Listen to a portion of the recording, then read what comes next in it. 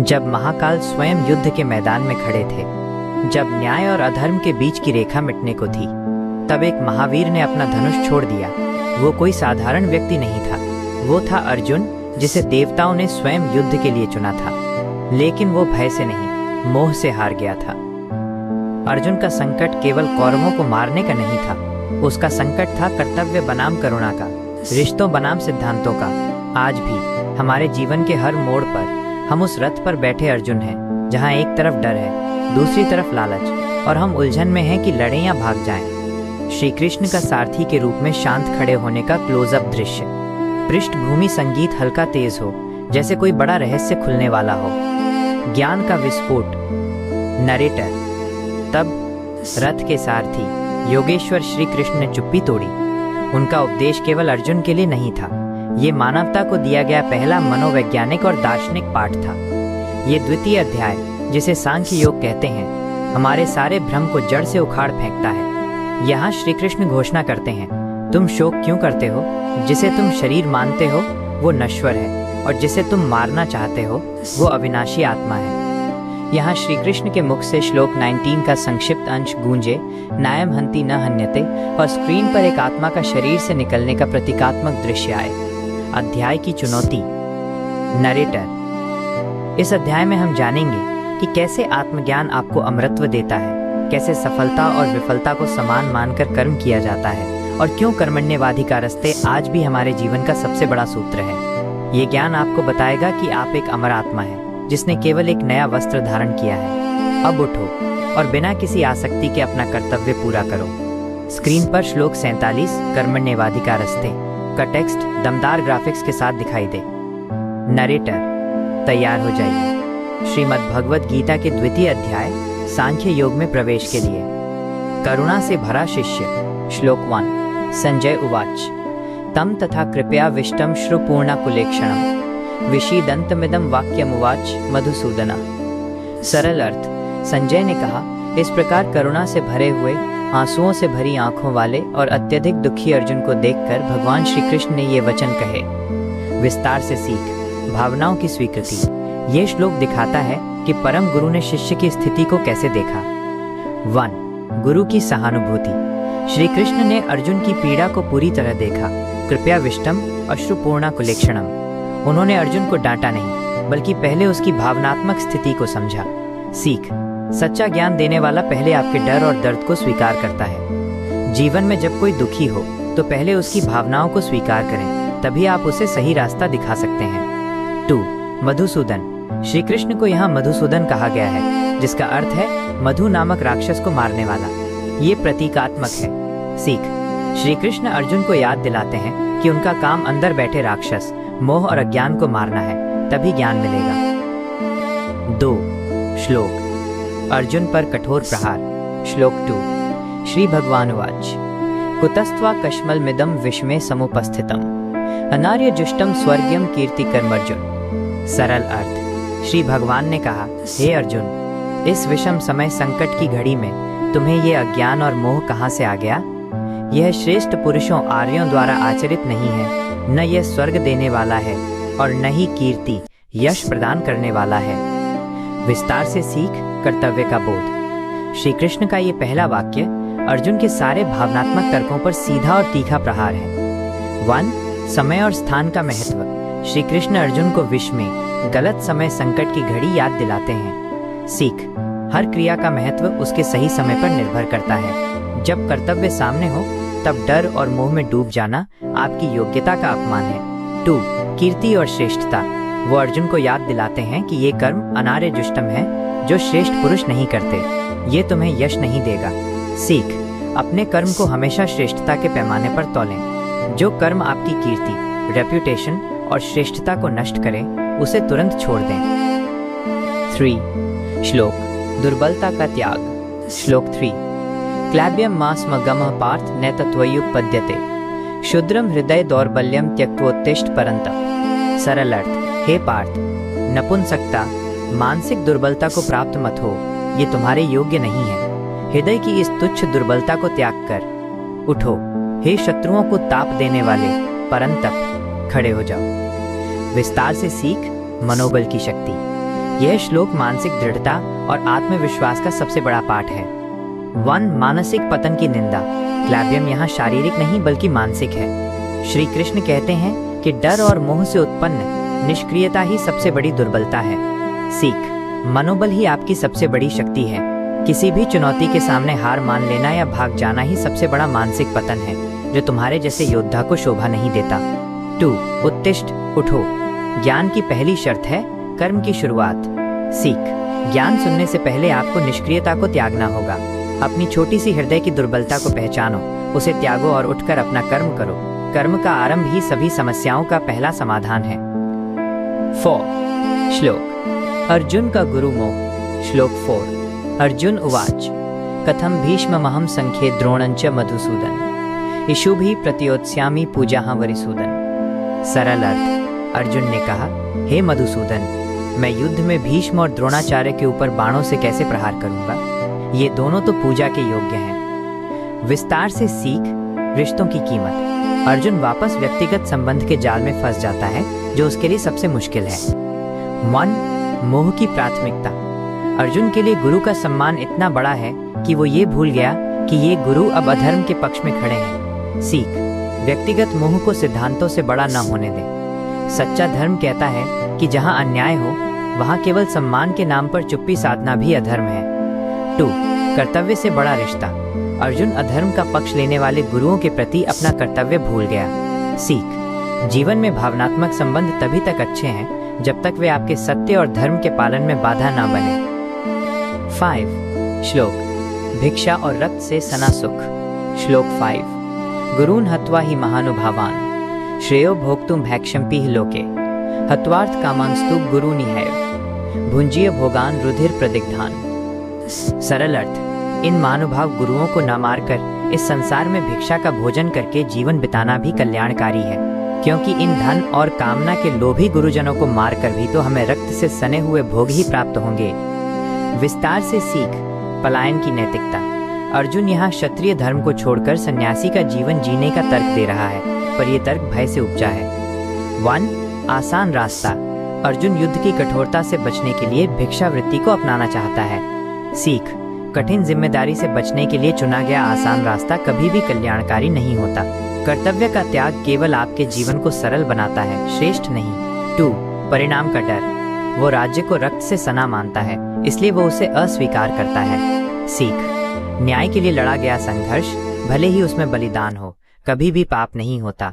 अपने कर्म की शुद्धता पर ध्यान दे, न कि उसके कठोर परिणाम पर। 6. श्लोक। अनिश्चितता का संकट। श्लोक 6। न चैतद्विद्मः कतरन्नो गर्यो यद्वा जयेम यदि व नो जयेयु यानेव हत्वा न जिजीविषाम प्रमुखे धार्तराष्ट्रा। सरल अर्थ, हमें ये निश्चित रूप से पता नहीं है कि हमारे लिए क्या श्रेष्ठ है, क्या हम जीतें या वे हमें हरा दें। जिन्हें मारकर हम जीना भी नहीं चाहते, वे ही धृतराष्ट्र पक्ष के लोग हमारे सामने खड़े हैं। विस्तार से सीख परिणाम का डर। अर्जुन कर्म से नहीं बल्कि परिणाम की अनिश्चितता से डर रहा है, और यही डर उसे पैरालाइज्ड कर रहा है। 1. अनिश्चितता का डर। अर्जुन जीत और हार के बीच फंस गया है। वो कर्म करने से पहले ही परिणाम को नियंत्रित करना चाहता है। सीख, जीवन में अनिश्चितता हमेशा रहेगी। सफल व्यक्ति वह नहीं है जो परिणाम को नियंत्रित करता है, बल्कि वो है जो अपने कर्म पर पूरी शक्ति लगाता है। कर्म करना आपके हाथ में है, परिणाम नहीं। 2. जीने की इच्छा का अभाव। वो कहता है कि जिन्हें मारकर जीना ही नहीं है। सीख, अत्यधिक मोह व्यक्ति को इतना तोड़ देता है कि उसे अपने जीवन का मूल्य भी कम लगने लगता है। यह विषाद की पराकाष्ठा है। 7. श्लोक। शिष्य भाव और शरणागति। श्लोक 7।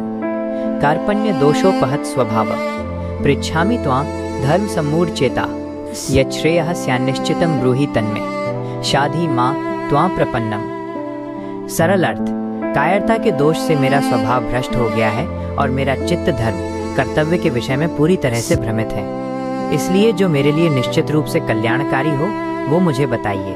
मैं आपका शिष्य हूँ और आपकी शरण में आया हूँ, अतः आप मुझे शिक्षा दीजिए। विस्तार से सीख ज्ञान का पहला कदम, ये गीता का आधार है। शिक्षक के सामने शिष्य का पूर्ण समर्पण ही ज्ञान का द्वार खोलता है। 1. दुर्बलता की स्वीकृति। अर्जुन ने अपनी दुर्बलता, कार्पण्य दोष और भ्रम धर्म सम्मूढ़ चेताह को स्वीकार किया। सीख। सच्चे ज्ञान की शुरुआत तभी होती है जब आप अहंकार छोड़कर अपनी अज्ञानता को स्वीकार करते हैं। जब आप सीखने को तैयार होते हैं तभी सही मार्गदर्शन मिलता है। 2. शरणागति का सूत्र। शिष्यस्तेनहं शाधि मा त्वा प्रपन्नम। ये ज्ञान प्राप्ति का सबसे शक्तिशाली सूत्र है। सीख।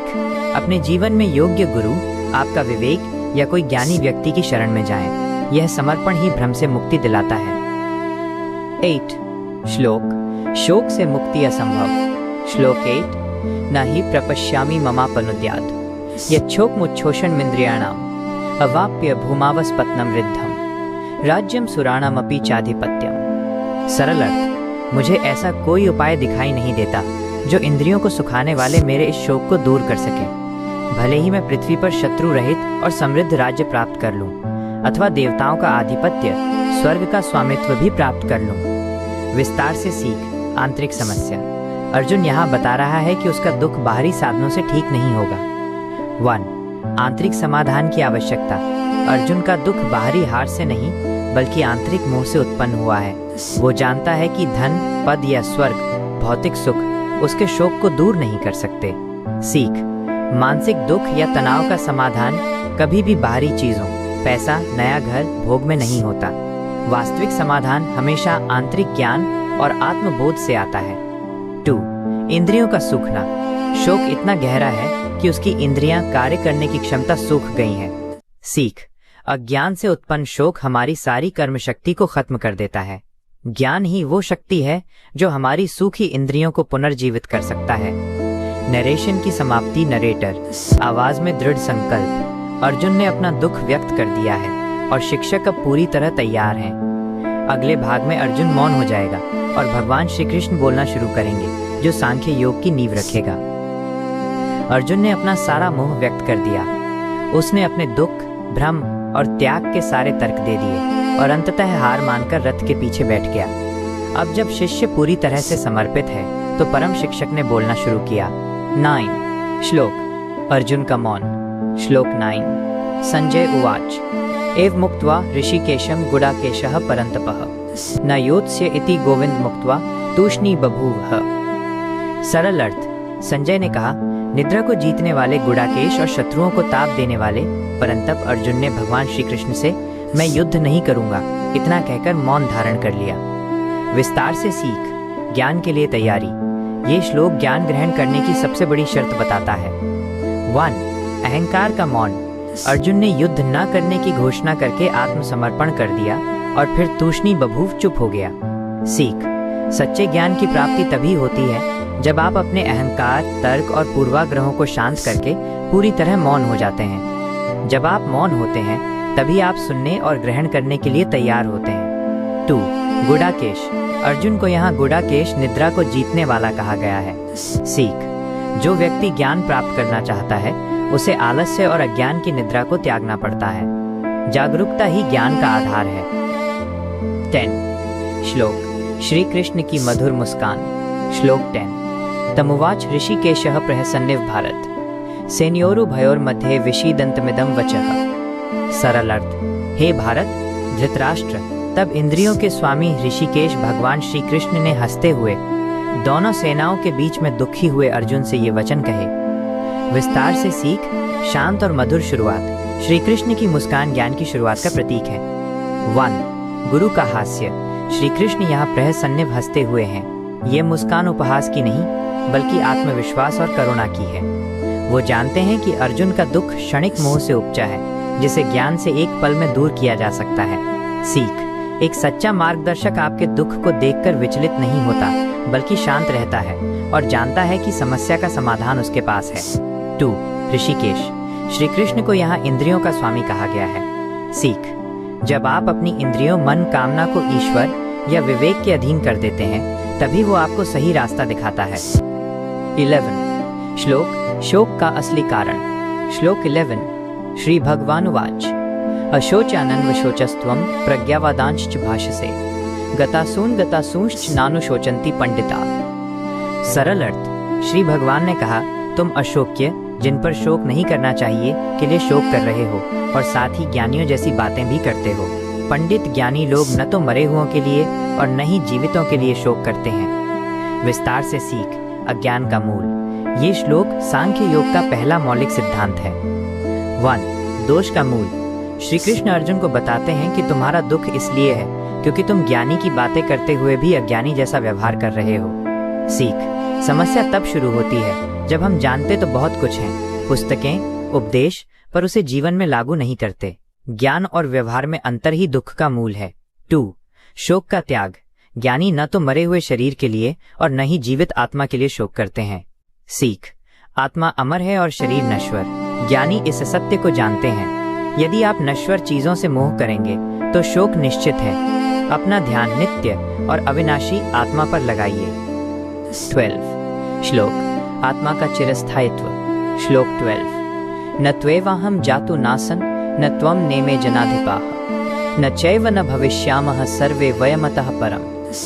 सरल अर्थ, न तो ऐसा है कि मैं किसी काल में नहीं था, न ऐसा है कि तुम नहीं थे, न ही ये राजा लोग नहीं थे, और न ही ऐसा है कि भविष्य में हम सब नहीं रहेंगे। विस्तार से सीख भूत, वर्तमान और भविष्य। श्री कृष्ण यहाँ काल टाइम के संदर्भ में आत्मा की नित्यता को स्थापित करते हैं। 1. अस्तित्व की निरंतरता। श्री कृष्ण 3 कालों भूत, वर्तमान, भविष्य की बात करते हुए कहते हैं कि हम सब हमेशा थे, हमेशा हैं और हमेशा रहेंगे। सीख आत्मा काल से परे है। हम इस जन्म से पहले भी थे और इस जन्म के बाद भी रहेंगे। मृत्यु केवल शरीर की होती है, अस्तित्व आत्मा की नहीं। 2. सामूहिक यात्रा।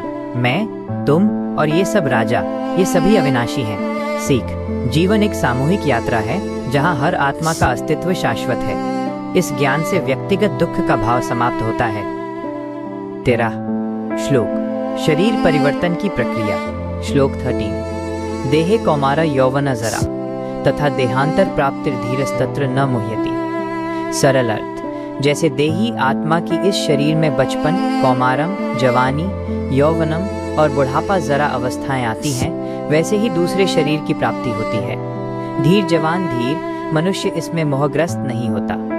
विस्तार से सीख मृत्यु एक अवस्था परिवर्तन है। ये श्लोक मृत्यु को अवस्था परिवर्तन, शिफ्ट के रूप में समझाता है। 1. शरीर एक वस्त्र। बचपन का शरीर मर जाता है, जवानी आती है। जवानी का शरीर मर जाता है, बुढ़ापा आता है। क्या आप बचपन के शरीर के नष्ट होने पर शोक करते हैं? नहीं। सीख जैसे आप पुराने कपड़ों, शरीर के छूट जाने पर शोक नहीं करते, वैसे ही शरीर के मरने को भी एक अवस्था से दूसरी अवस्था में जाना समझें। ये आत्मा की एक प्राकृतिक यात्रा है। 2. धीर और मोह। जो मनुष्य धीर शांत बुद्धि वाला होता है वो मोहग्रस्त न मुह्यति नहीं होता। सीख अपने जीवन में धीरज धैर्य विकसित करें। जो व्यक्ति सत्य को जानता है वो भावनात्मक प्रतिक्रिया देने के बजाय शांत रहता है। नरेशन की समाप्ति। नरेटर आवाज में दृढ़ संकल्प। श्री कृष्ण ने अर्जुन के शोक का आधार ही हिला दिया है। उन्हें समझा दिया है कि वो जिस पर रो रहा है वो अमर है। श्री कृष्ण ने आत्मा की अमरता बताकर अर्जुन के शोक पर पहला प्रहार किया। अब वो समझाते हैं कि ये संसार क्षणभंगुर है और यदि सुख दुख को समान भाव से सहा जाए तो मनुष्य अमरत्व को प्राप्त कर सकता है। 14. श्लोक सुख दुख की क्षणभंगुरता। श्लोक 14. मात्रा स्पर्शास्तु कौन्तेय शीतोष्ण सुख दुख दाह। भारत। सरल अर्थ, हे कुंती पुत्र अर्जुन, इंद्रियों के विषय मात्रा स्पर्श ही सर्दी गर्मी और सुख दुख को देने वाले हैं। ये आते जाते रहने वाले आगमापाइनों और अस्थाई अनित्याह हैं। हे भारत, तुम इनको सहो, तितिक्षस्व। विस्तार से सीख सहनशीलता का अभ्यास। ये श्लोक मानसिक स्थिरता, मेंटल स्टेबिलिटी का सूत्र है। 1. इंद्रियों का धोखा। श्री कृष्ण कहते हैं कि सुख और दुख बाहर से नहीं आते, ये केवल हमारी इंद्रियों का विषयों से स्पर्श मात्र है। जैसे सर्दी और गर्मी आती जाती हैं, वैसे ही सुख और दुख भी आते जाते हैं। सीख अपने सुख या दुख को अपनी पहचान न बनाएं, वे अस्थायी हैं। यह ज्ञान आपको निष्पक्ष होकर कर्म करने की शक्ति देता है। 2. सहनशीलता। तितिक्षा श्री कृष्ण का सीधा निर्देश है। तास्तितिक्षस्व, उन्हें सहो। सीख जो मनुष्य सुख और दुख को समान भाव से सहना सीख जाता है वो किसी भी परिस्थिति में विचलित नहीं होता। जीवन में छोटी छोटी कठिनाइयों और सुखों को सहन करने का अभ्यास ही आपको बड़ी चुनौतियों के लिए तैयार करता है। 15. श्लोक अमरत्व की प्राप्ति। श्लोक 15. यम हि न व्यथयन्त्येते पुरुषम पुरुषर्षभ समदुख सुखम धीरम कल्पते। सरल अर्थ, हे पुरुष श्रेष्ठ अर्जुन, जिस धीर स्थिर बुद्धि वाले पुरुष को ये सुख दुख विचलित नहीं करते और जो सुख तथा दुख को समान मानता है, वह अमरत्व मोक्ष को प्राप्त करने योग्य हो जाता है। विस्तार से सीख सफलता की कुंजी। ये श्लोक बताता है कि स्थिर मन ही जीवन का अंतिम लक्ष्य है। 1. धीर पुरुष की पहचान। सम दुख सुखम धीरम। ज्ञानी वो है जो सुख और दुख में समान रहता है, वह परिणाम से परेशान नहीं होता। सीख, जीवन में सच्ची सफलता और खुशी बाहरी परिस्थितियों से नहीं मिलती, बल्कि आंतरिक स्थिरता से मिलती है। जो व्यक्ति समान भाव से काम करता है, वही सबसे ऊंचे लक्ष्य मोक्ष या परम शांति को पा सकता है। 2. अमरत्व का अर्थ। अमरत्व का अर्थ केवल मोक्ष नहीं है, बल्कि जीवन में अमर शांति प्राप्त करना है, जो किसी भी स्थिति से प्रभावित नहीं होती। 16. श्लोक सत्य और असत्य का ज्ञान। श्लोक 16। नास्तो विद्यते भावो ना भावो विद्यते सता उभयोरपि। सरल अर्थ, असत अस्थाई शरीर की तो सत्ता अस्तित्व नहीं है, और सत शाश्वत आत्मा का अभाव विनाश नहीं है। तत्व को जानने वाले तत्वदर्शी भी विद्वानों ने इन दोनों के स्वरूप को निश्चय पूर्वक देखा है। विस्तार से सीख मूलभूत दर्शन। यह श्लोक सत्य और मिथ्या के बीच का अंतर समझाता है। मन, असत का अभाव। जो चीजें परिवर्तनशील हैं, जैसे शरीर, धन, संबंध, भावनाएं, उनका कोई स्थायी अस्तित्व नहीं है। वे आज हैं, कल नहीं होंगे। सीख, उन चीजों पर अत्यधिक ऊर्जा खर्च करना बंद करें जो टूटने वाली हैं। अस्थायी चीजों के लिए रोना अज्ञानता है। 2. सत का अविनाश। जो चीज सत है, जैसे आत्मा, सत्य, प्रेम का सिद्धांत, उसका कभी विनाश नहीं होता। सीख, अपनी ऊर्जा को उन चीजों पर लगाएं जो शाश्वत हैं, चरित्र, ज्ञान और निस्वार्थ कर्म। जब आप इस सत्य को जान लेते हैं, तो शोक अपने आप दूर हो जाता है। 17. श्लोक आत्मा की व्यापकता। श्लोक 17। अविनाशी तु तद्विद्धि येन सर्वमिदं ततम् विनाशम वैस्यास्य न कश्चित् कर्तुमर्हति। सरल अर्थ, तुम उस तत्व आत्मा को अविनाशी, नष्ट न होने वाला जानो, जिससे ये संपूर्ण जगत व्याप्त है। उस अव्यय शाश्वत तत्व को कोई भी नष्ट करने में समर्थ नहीं है। विस्तार से सीख शक्ति और असीमता। श्री कृष्ण यहाँ आत्मा की व्यापक शक्ति, यूनिवर्सल नेचर बताते हैं। 1.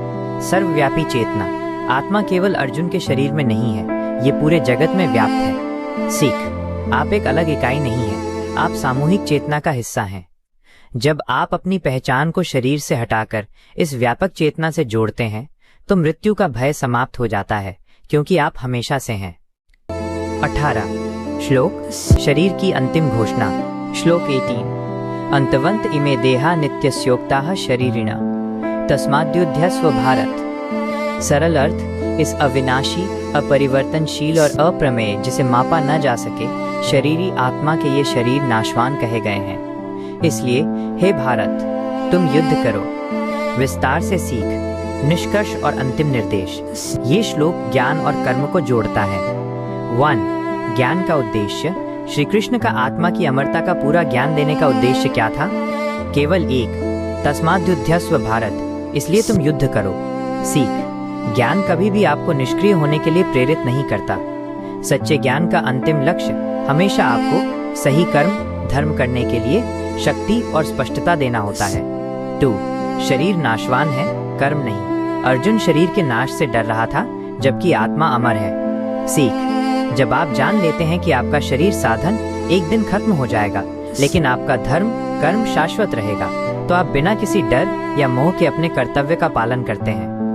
नरेशन की समाप्ति। नरेटर आवाज में दृढ़ संकल्प। श्री कृष्ण ने आत्मा की अमरता और सुख दुख की नश्वरता का ज्ञान देकर अर्जुन के शोक का आधारभूत ढांचा तोड़ दिया है।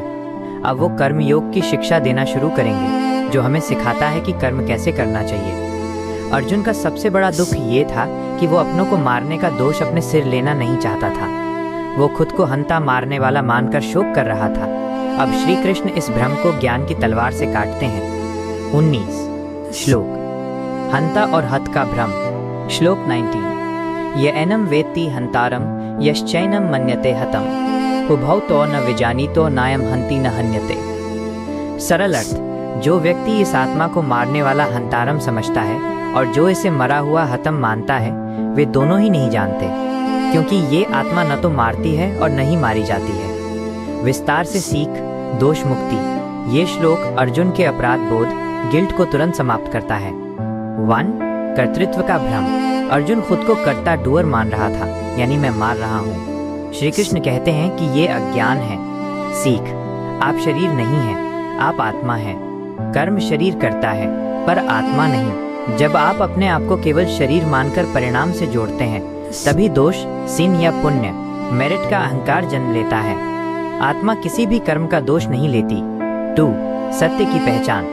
जब आप जान लेते हैं कि आत्मा अविनाशी है, तो आप मारने या मरने के भ्रम से मुक्त हो जाते हैं। सीख, जीवन में सफलता या असफलता का सारा श्रेय खुद को मत दीजिए।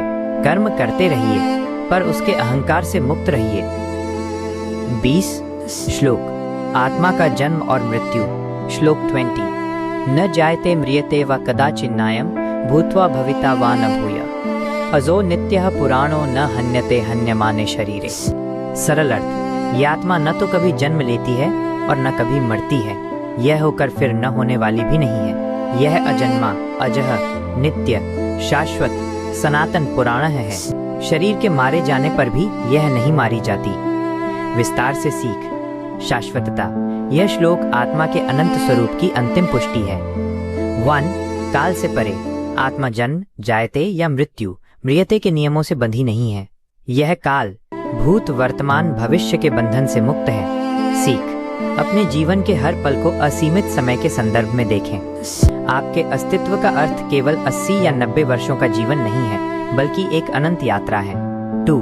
शाश्वत पहचान। अजो नित्य शाश्वतोल्यम पुराणो। ये आत्मा की 4 सबसे बड़ी विशेषताएं हैं। सीख, अपनी पहचान को उन चीजों से जोड़िए जो अजन्मा, नित्य और शाश्वत हैं। जब आपकी पहचान स्थिर हो जाती है, तो आप बाहरी बदलावों से विचलित नहीं होते। 21.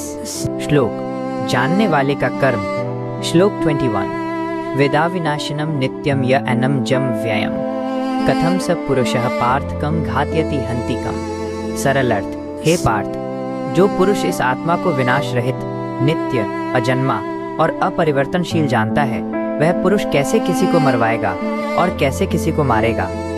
विस्तार से सीख अनासक्त कर्म। यह श्लोक ज्ञान और कर्म के संबंध को और गहरा करता है। 1. ज्ञान का प्रभाव। जब आपको आत्मा की अमरता का ज्ञान हो जाता है, तो मारने या मरवाने का अहंकार और भय दोनों समाप्त हो जाते हैं। सीख, ज्ञान आपको अनासक्ति देता है। जब आप अनासक्त होते हैं, तभी आप बिना किसी दोष या डर के अपना कर्तव्य पूरा कर पाते हैं। 2. निर्भीक कर्म। अर्जुन के लिए ये निर्भीक होकर धर्म, न्याय के लिए लड़ने की प्रेरणा है। सीख, जीवन में कठिन निर्णय लेते समय यदि आपका उद्देश्य शुद्ध है, तो डर को त्याग दें। सच्चाई के पक्ष में खड़ा होना ही सबसे बड़ा निर्भीक कर्म है। 22. श्लोक शरीर एक वस्त्र। श्लोक 22। वसांसि जीर्णानि यथा विहाय नवानि गृह्णाति तथा शरीराणि विहाय जीर्णा न्यन्यानि संयाति नवानि देहि। सरल अर्थ, जैसे मनुष्य पुराने और जीर्ण वस्त्रों को त्याग कर दूसरे नए वस्त्रों को धारण करता है, वैसे ही देही आत्मा पुराने शरीरों को त्याग कर दूसरे नए शरीरों को प्राप्त करती है। विस्तार से सीख मृत्यु की सरलता। यह श्लोक मृत्यु के भय को अत्यंत सरल उपमा से समाप्त करता है। 1. परिवर्तन की सरलता। यह मृत्यु नहीं, यह केवल वस्त्र बदलना है। क्या आप अपने पुराने कपड़े फेंकते समय शोक करते हैं? नहीं।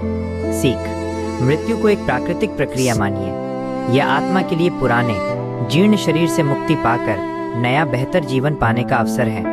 शोक करना केवल अज्ञान है। 2. जीवन चक्र।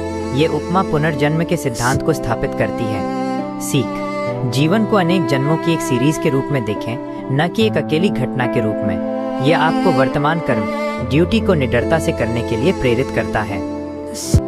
23. श्लोक आत्मा को कोई नहीं काट सकता।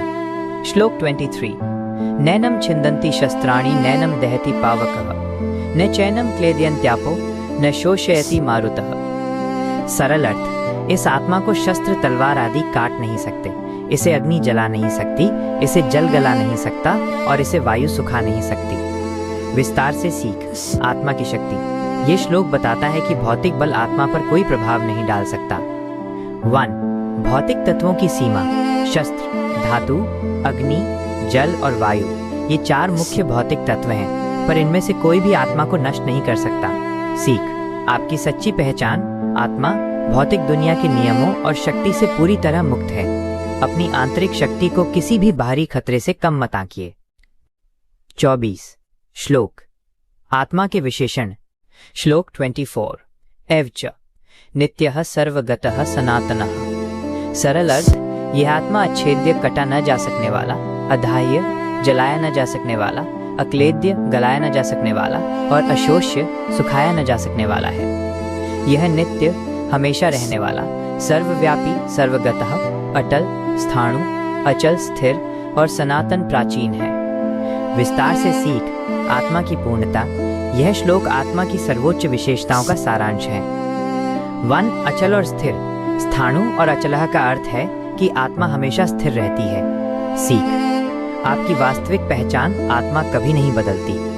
आपके विचार, भावनाएं, शरीर सब बदलते हैं, पर आपका मूल स्वरूप हमेशा स्थिर और अपरिवर्तनीय रहता है। अपनी पहचान को इस स्थिरता से जोड़िए। 25. श्लोक। आत्मा की अदृश्यता। श्लोक 25। तस्मादेवं विदित्वैनं नानुशोचितुमर्हसि। सरल अर्थ, यह आत्मा अव्यक्त, अप्रकट, अचिंत्य, मन या तर्क से परे और अविकारी, परिवर्तन रहित कही जाती है। इसलिए इस आत्मा को ऐसा जानकर तुम्हें शोक नहीं करना चाहिए। विस्तार से सीख। ज्ञान का अंतिम लक्ष्य। ये श्लोक आत्मा के ज्ञान का अंतिम उद्देश्य बताता है। 1. मन से परे, आत्मा अव्यक्त और अचिंत्य है। सीख।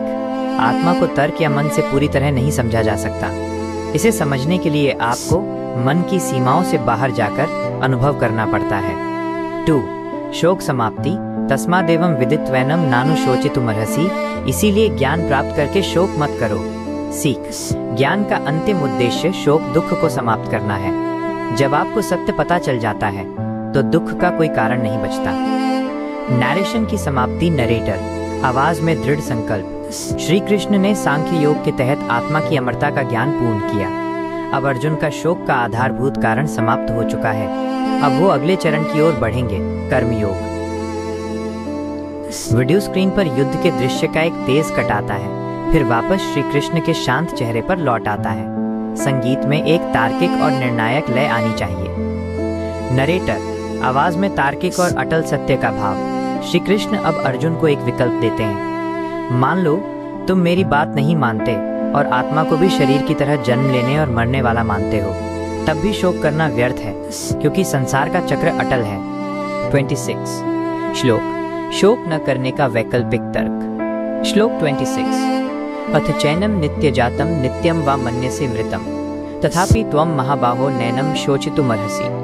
सरल अर्थ, हे महाबाहो अर्जुन, यदि तुम इस आत्मा को सदा जन्म लेने वाला, नित्य जातम और सदा मरने वाला नित्यम मृतम भी मानते हो, तो भी तुम्हें शोक नहीं करना चाहिए। विस्तार से सीख। विकल्पों का खंडन। श्री कृष्ण अर्जुन के हर संभव तर्क को काटते हैं। 1. ज्ञान का दोहरा पक्ष। श्री कृष्ण अर्जुन से कहते हैं कि चाहे तुम आत्मा को अमर मानो, सांख्य का मत, या आत्मा को नश्वर मानो, सामान्य मनुष्य का मत, दोनों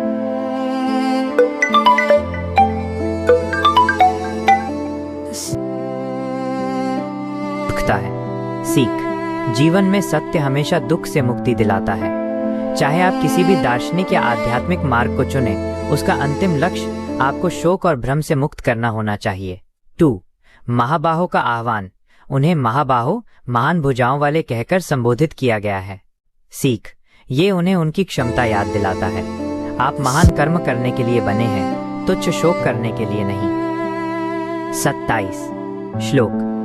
जन्म मृत्यु की अटल नियति। श्लोक 27। जातस्य हि ध्रुवो मृत्युर्ध्रुवम जन्म मृतस्य च न त्वं शोचितुमर्हसि।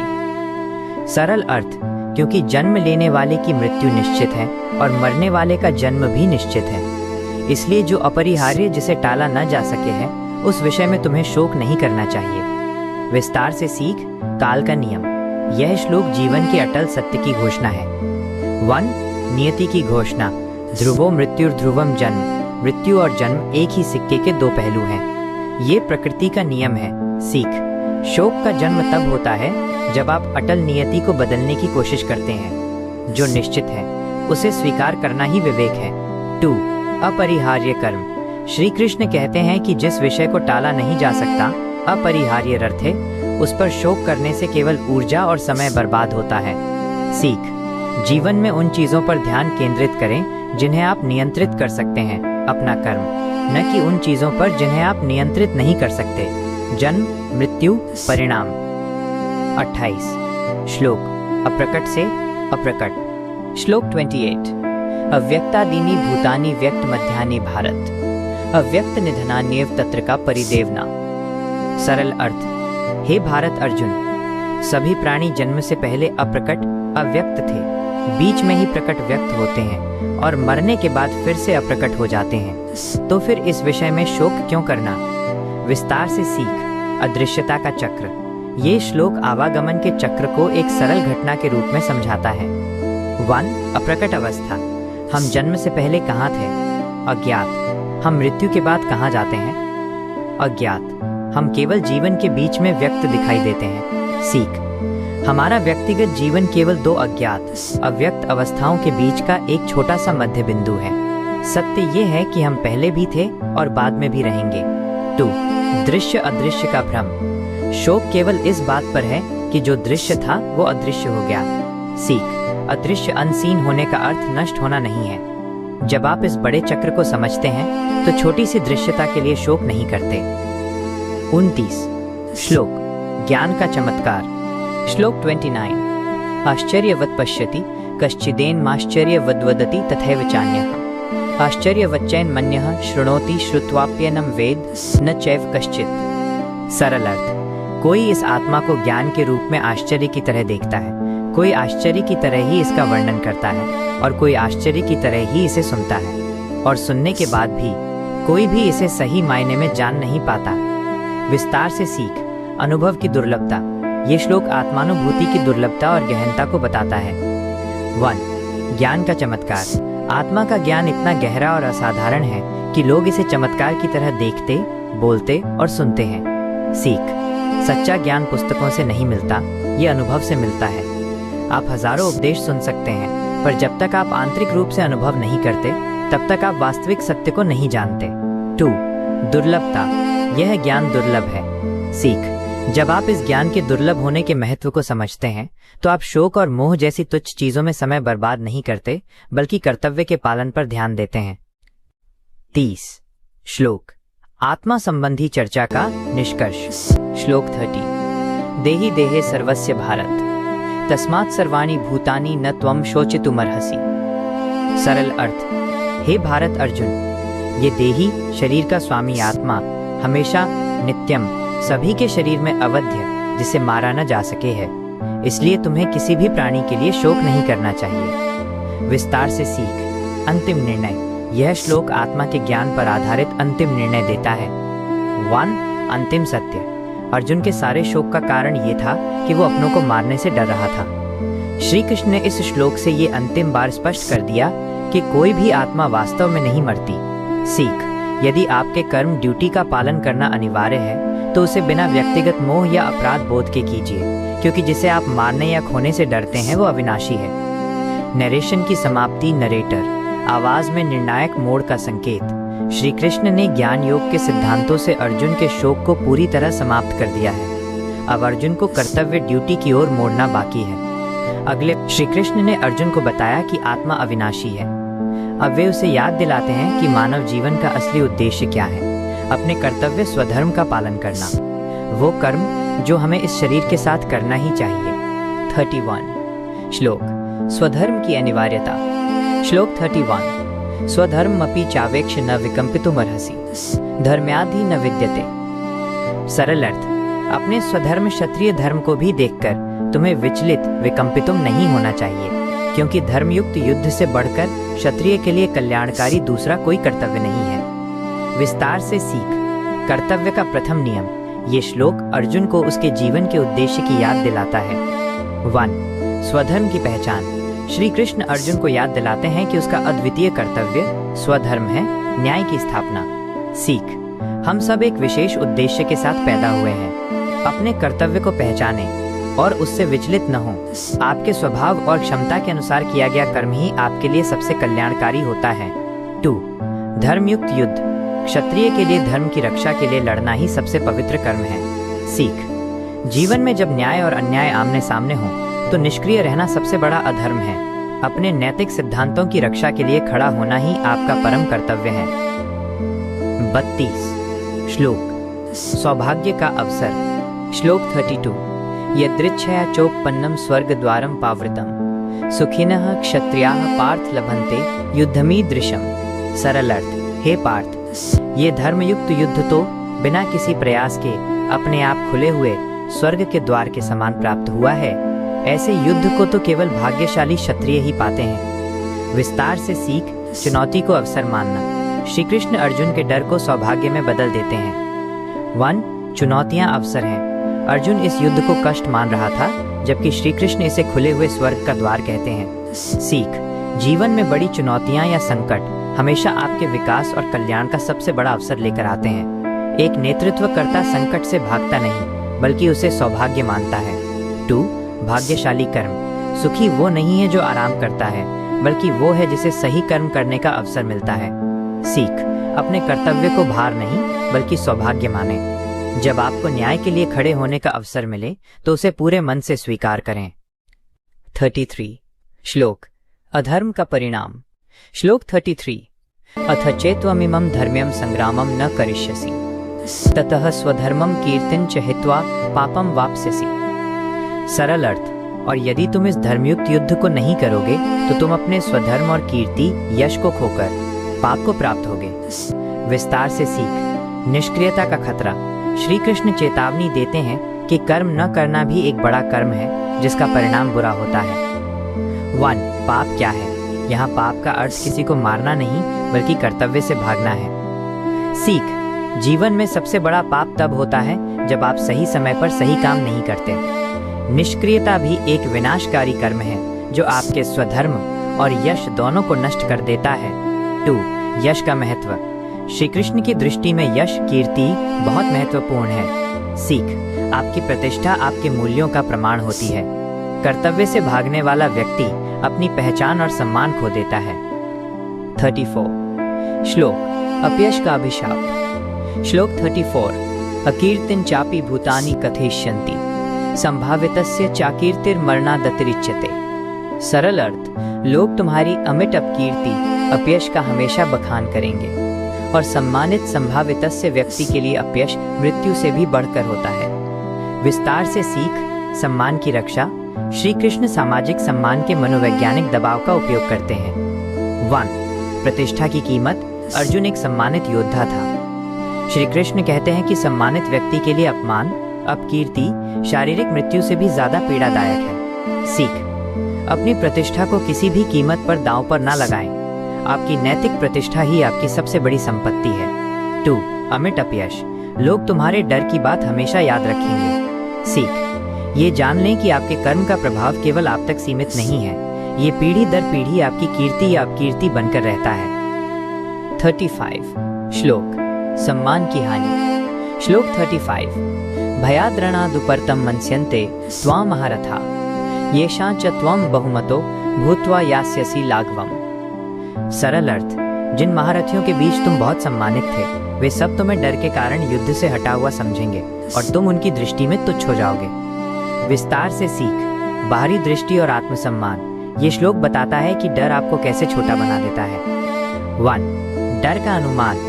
महारथी समझेंगे कि अर्जुन धर्म या करुणा से नहीं बल्कि डर के कारण भागा है। सीख, जब आप संकट के समय पीछे हटते हैं तो दुनिया आपके अच्छे इरादों को नहीं देखती, वे केवल आपकी कमजोरी को देखती है।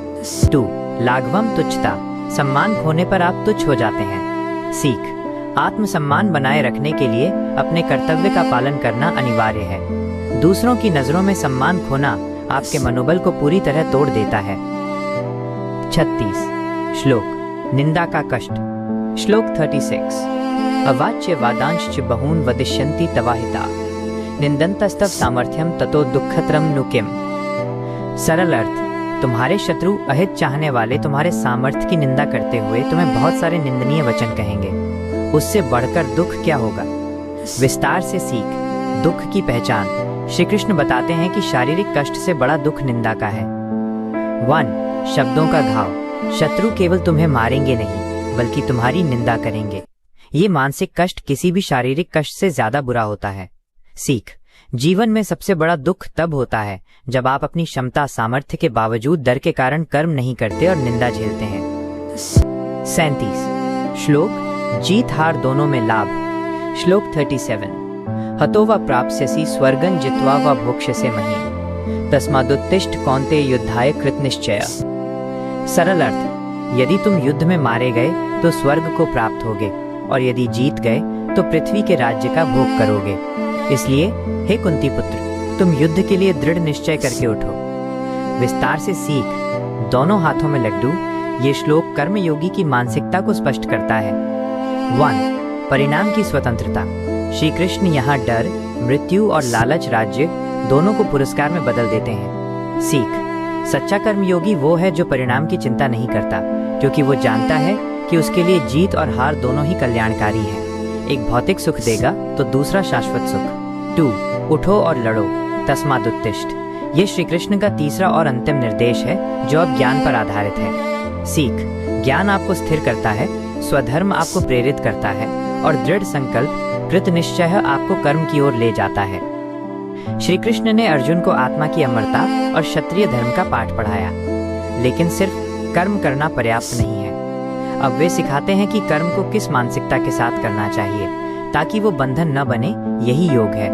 38 श्लोक समत्व योग का अभ्यास। श्लोक 38 सुख दुखे समय कृत्वा लाभालाभौ जया जयो ततो युद्धाय युज्यस्व नैवं पापम वाप्स्यसि।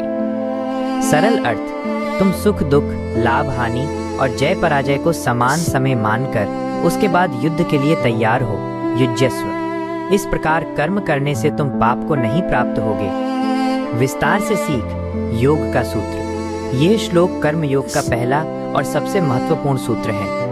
1. समता का अर्थ सुख दुख, लाभ हानि, जय पराजय, जीवन के ये सभी द्वंद्व ड्युअलिटी हैं। श्री कृष्ण कहते हैं कि इन्हें समान सम मानिए। सीख समता का अर्थ उदासीनता नहीं है। इसका अर्थ है कि आप सफलता में अहंकारी नहीं होते और विफलता में निराश नहीं होते।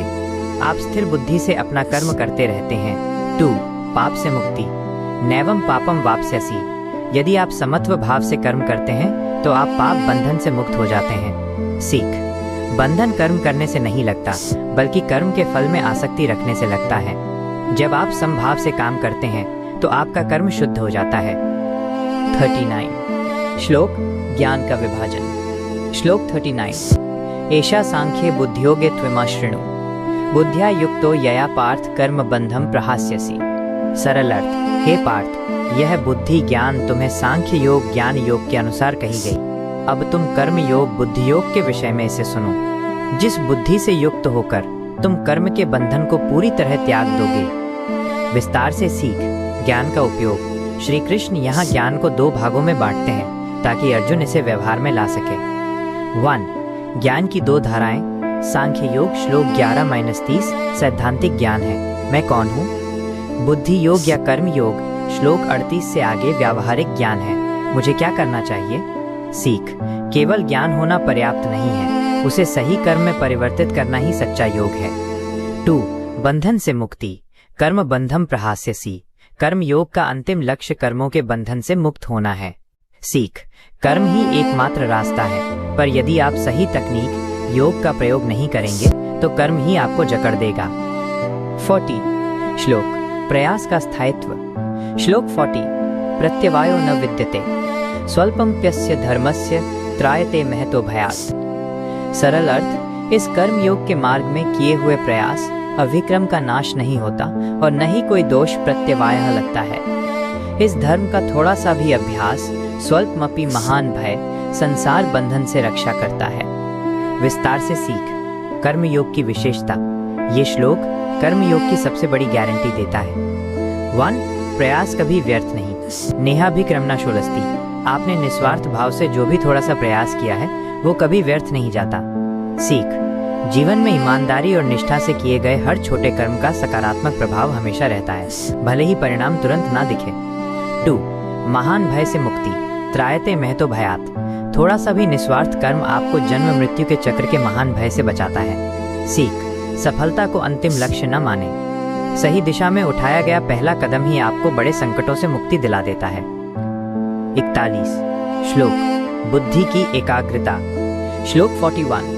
व्यवसायात्मिका बुद्धि रेके कुरुनंदन, बहुशाखा हेनंताश्च। सरल अर्थ, हे कुरुनंदन अर्जुन, इस योग कर्म योग में निश्चित बुद्धि, व्यवसायात्मिका बुद्धि केवल एक ही एका होती है, जबकि अनिश्चित बुद्धि वाले अव्यवसाय नाम लोगों की बुद्धियां बहुत सी शाखाओं वाली बहुशाखा और अनंत होती हैं। विस्तार से सीख, लक्ष्य की स्पष्टता। यह श्लोक स्थिर बुद्धि, फोकस्ड माइंड का महत्व बताता है। 1. एकाग्रता, व्यवसायात्मिका बुद्धि रेखे। योग का अभ्यास करने वाले की बुद्धि का लक्ष्य और संकल्प व्यवसाय एक होता है। सीख, अपने जीवन में सर्वोच्च लक्ष्य जैसे सत्य या धर्म को निश्चित करें। सफल व्यक्ति की बुद्धि एक ही लक्ष्य पर स्थिर होती है। 2. विचलित मन, अनिश्चित लोगों की बुद्धि बहुशाखा और अनंत होती है। सीख, जब आपका लक्ष्य स्पष्ट नहीं होता तो आपका मन हजारों दिशाओं में भागता है। मन की स्थिरता के लिए लक्ष्य की स्पष्टता अनिवार्य है। यह एकाग्रता ही आपको महान कर्म योगी बनाती है। श्री कृष्ण ने स्थिर बुद्धि, एकाग्रता का महत्व बताया। अब वे उन लोगों की बात करते हैं जो उस एकाग्रता को खो देते हैं, क्योंकि उनका एकमात्र लक्ष्य सांसारिक सुख होता है। 42. श्लोक, अविवेकी लोगों की वाणी। श्लोक 42. यामिमा पुष्पिता वाचम प्रवदन्ति विपश्चिता, वेदवादरताः पार्थ नान्यदस्तीति वादिना। सरल अर्थ, हे पार्थ, जो लोग कम ज्ञान वाले अविपश्चित हैं और केवल वेदों के कर्म कांडों में ही लगे रहते हैं, वे इस दिखावटी पुष्पिता वाणी को बोलते हैं और कहते हैं कि इसके अलावा और कुछ भी नहीं है। विस्तार से सीख, कर्म कांड का भ्रम।